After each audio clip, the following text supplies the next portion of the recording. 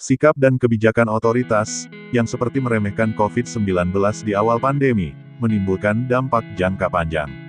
Hal ini dianggap menjadi penyebab suburnya skeptisme publik terhadap COVID-19, dan menjadi motor bagi para konspirator COVID-19 seperti Jering dan Lois Owen, seorang dokter yang surat tanda registrasinya sudah kedaluarsa sejak 2017. Sebelum gencar mengatakan COVID-19 tidak berbahaya dan hal konspiratif lainnya, ternyata Jering SID pernah ikut mengampanyekan gerakan tagar di rumah aja lewat Instagram. Ia juga turut menyebarkan situs kawalcorona.com, laman yang menampilkan kasus harian COVID-19. Menurut penelusuran indeks Google, terlihat Jering mengunggah kampanye tersebut pada tanggal 17 Maret tahun 2020. Namun saat ini unggahan Instagram tersebut tak dapat diakses, lantaran akun Jering kabarnya telah hilang.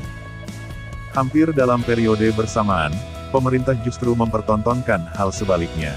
Menteri Kesehatan pada waktu itu, Terawan Agus Putranto, terlihat begitu santai dengan ancaman pandemi yang konon belum masuk Indonesia pada waktu itu. Kita tahu bagaimana mantan Menteri Kesehatan, Menkes Terawan Agus Putranto, menantang balik Harvard University yang memprediksi keberadaan kasus COVID-19 di Indonesia. Berbulan-bulan pemerintah Indonesia membantah keberadaan COVID-19 di Indonesia. Segala sikap konyol ditunjukkan para pejabat Indonesia.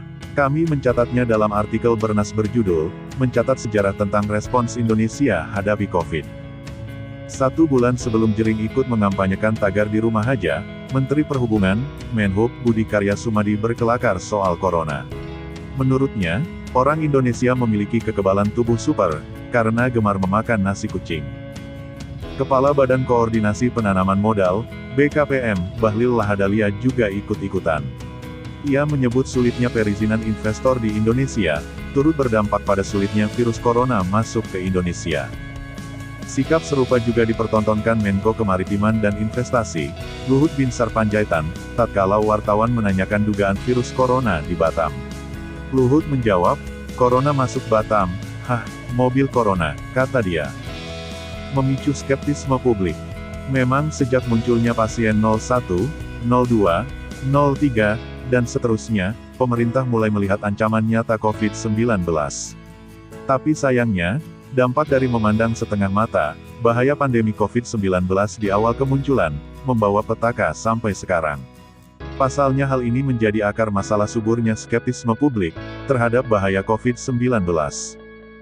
Pengamat kebijakan publik, Trubus Rahadiansyah mengkonfirmasi masalah itu. Menurutnya, sikap dan kebijakan yang terlihat menyepelekan COVID-19 di awal pandemi, membawa pengaruh signifikan di masa sekarang. Pengaruhnya signifikan, kalau masyarakat skeptis, akibat dari itu.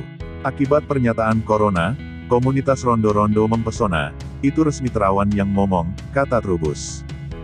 Ada yang menganggap penyakit biasa, ada yang menganggap corona enggak masuk Indonesia karena negaranya tropis, itu Pak Luhut yang ngomong, tambahnya. Memotori konspirator. Hal ini kata Trubus, turut menjadi motor munculnya para konspirator-konspirator semacam Jering dan Lois. Lois tersangkut kasus dugaan penyebaran berita bohong, karena mendustakan COVID-19. Dalam wawancaranya dengan salah seorang YouTuber Babe Aldo, Lois menjelaskan hal yang ia anggap janggal tentang COVID-19. Pertama ia mempersoalkan terkait diagnosa dari pasien COVID-19 yang menurutnya bergantung kepada alat semata.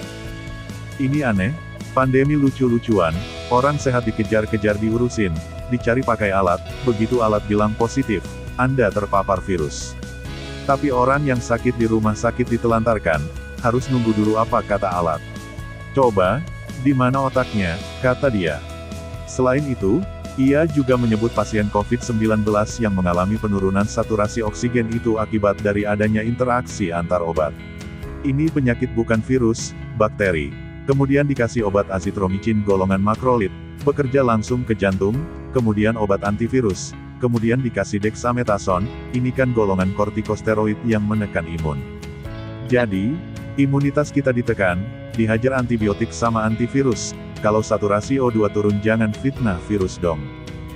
Dan terakhir kata Lois, pandemi atau ia menyebutnya plandemi, ujung-ujungnya adalah untuk jualan vaksin. Namanya pandemi dengan nama virus yang dipatenkan, Kalau menurut saya itu tujuan akhirnya pasti apa? Vaksin. Ketua Majelis Kehormatan Etik Kedokteran, MKEK Pusat, Ikatan Dokter Indonesia, IDI, Pukofisa Prawiroharjo menilai pernyataan-pernyataan Lois seperti dijelaskan tersebut, secara umum tidak berdasar. Secara umum klaim hal tersebut tidak ada, atau lemah dasar ilmiahnya, kata dia. Sebelumnya, ia juga mengatakan pernyataan-pernyataan Lois membahayakan program penanggulangan pandemi, sehingga diduga melanggar kode etik kedokteran. Karenanya, MKEK sempat memanggil Lois untuk memberikan penjelasan terkait pernyataannya. Tapi belakangan, kasusnya diambil alih Barreskrim Polri. Meski tak ditahan, status Lois masih tersangka.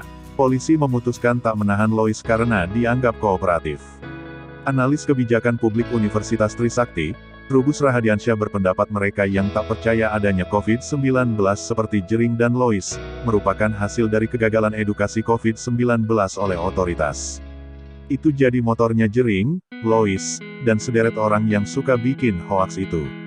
Semuanya adalah produk dari bahasa kebijakan publiknya, oposisi biner.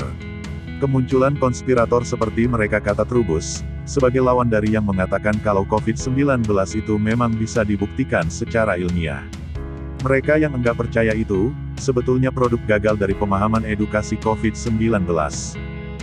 Trubus mengatakan sebenarnya kalau kebijakan yang dibuat pemerintah itu konsisten, maka masyarakat akan mengikuti. Tapi kalau inkonsisten, masyarakatnya juga masa bodoh, kata dia.